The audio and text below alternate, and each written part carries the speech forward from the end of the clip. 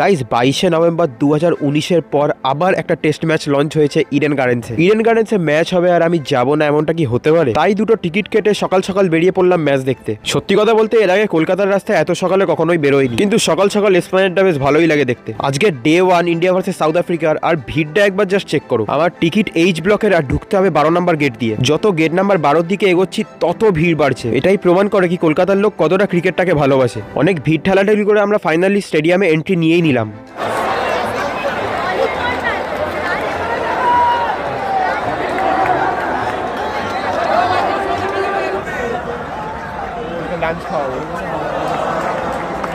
বুমরার first বলটা দেখে কিন্তু বেশ ভালোই লাগলো।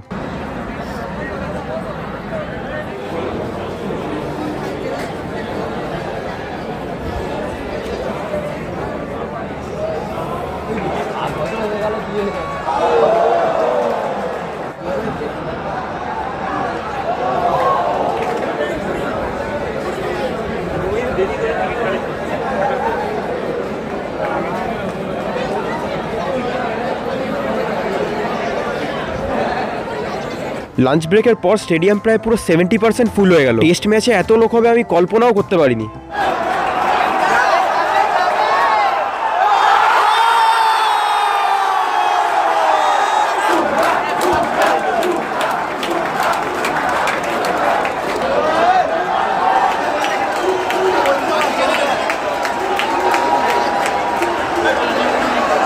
এতদিন পর টেস্ট ম্যাচ দেখে কিন্তু আমার বেশ ভালোই লাগলো। আমি এক্সপেক্টই করতে পারিনি এতক্ষণ বসে আমি একটা ম্যাচ দেখতে পারবো, কিন্তু কিভাবে যে ফার্স্ট ডেটা কেটে গেল সেটা আমি নিজেও বুঝতে পারিনি।